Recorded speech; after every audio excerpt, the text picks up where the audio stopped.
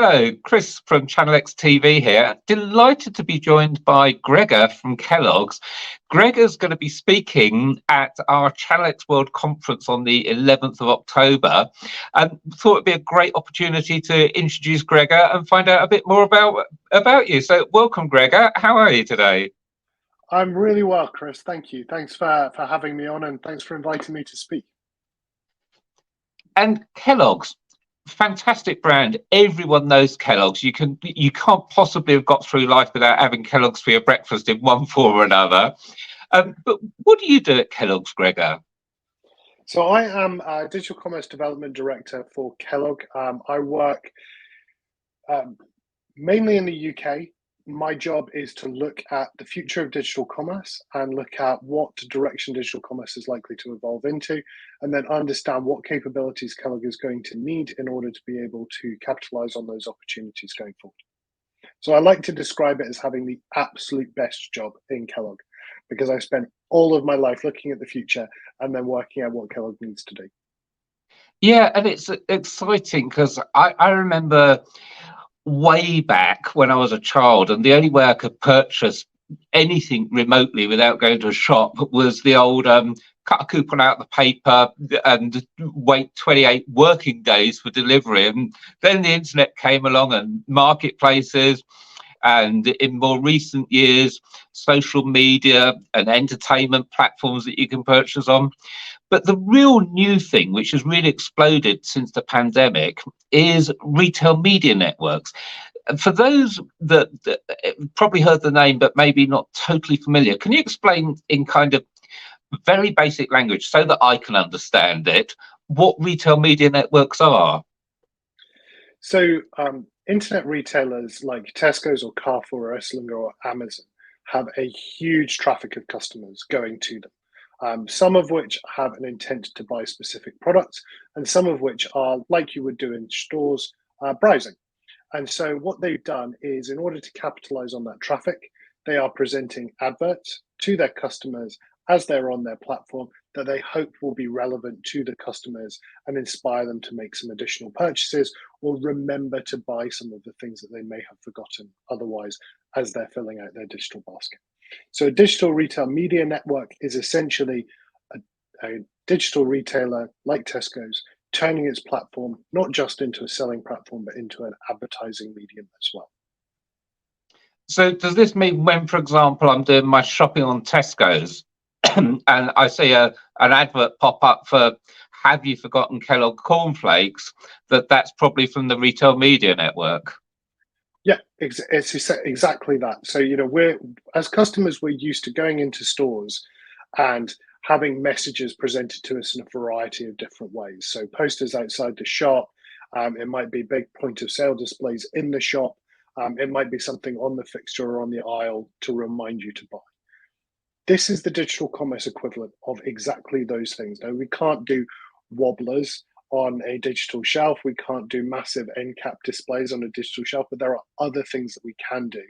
And so this isn't really something that's massively new. Retailers have been selling advertising space in their stores for decades. This is now them commercializing the e-commerce traffic that they've got in a very similar way. And how does it work for the advertiser? What are they getting in terms of first-party data from a retailer that perhaps they can't get by advertising on a search engine, for example? Well, the great thing about advertising on a retailer is that you can typically see what has been linked to a genuine sale. And so for a manufacturer, that helps us create something that we call relevance. So what we want to do is understand which media channels are relevant to the specific audience that we want to talk to. And we want to understand the media channels that aren't relevant to them so that we don't invest our money in. And then what we want to do is try and reuse those different media channels in order to build relevance, to remind our customers to buy, and then to get the data back from it so that we can help build loyalty, so that we can understand how to attract our customers better, so that we can understand what gets them to convert better, all in the same way that has been done in stores for decades. We're now in a place to be able to do online as well. And What kind of approach should a brand have when they're looking at retail media networks? Should they just be looking at maybe the outlets that their products are already sold in? Or is there a case for looking at different networks that perhaps their products aren't typically found in the past? Yeah, so I mean that's a really great question, actually. So typically, our customers want to buy where they are in digital commerce. It is a 24/7 purchasing opportunity, and customers want to be able to buy where they are. So they're not specifically going to make a point of going to a Tesco's or going to a Sainsbury's like we do with traditional supermarkets. If they're on Amazon and they suddenly want to buy, in my case, cornflakes, I want to make sure that they can buy my products there. So there is a great argument to say actually you've got to experiment with lots of different digital retail networks. You've got to understand where your customers are buying, what they want to buy, why they want to buy it. And the best way to do that is through a very, very deliberate test and learn program.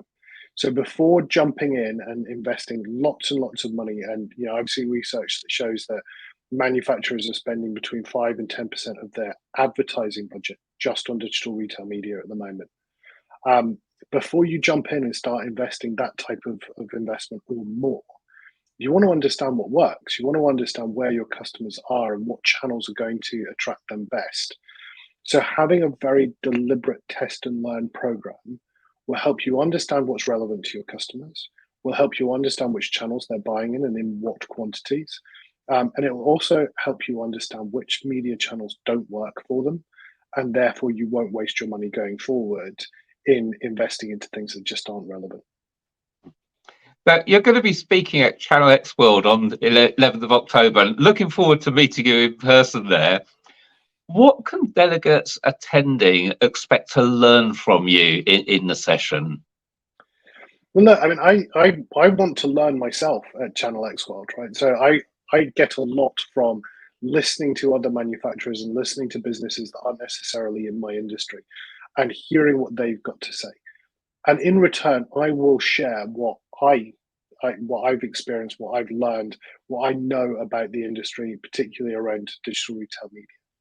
Yeah, I'm here to share some of the insights that I've got, to share some of the learnings that I've taken along the way in the different manufacturers that I've worked with, to really help save people from falling into the pitfalls that I've fallen in the past, to take a very clear and deliberate approach to what it is that they're trying to do. Digital commerce allows you to do that much more so than traditional retail. And then, also, I want to hear from others and I want to hear what their challenges are. And if I can help them overcome them, then I will share my learning. And if I can't, then, I may know somebody that can. And there's going to be a ton of different brands and retailers at the event. So if you want to hear more from Gregor, please do register to attend at channelxworld.com. Really looking forward to meeting you, Gregor. And what's the biggest thing you want to get out of ChannelX World personally for yourself? Are there any different technologies you're looking at? Is it social? Is it retail media? Is it branding, marketing? What are you hoping to get out of it? Well, I mean, I'm always looking at what the future could be for digital commerce. That's my primary job, and understanding what's required in order to make different things. My cat has come to join us. Understand what it is that Kellogg and other manufacturers are going to need in order to be able to succeed in those environments.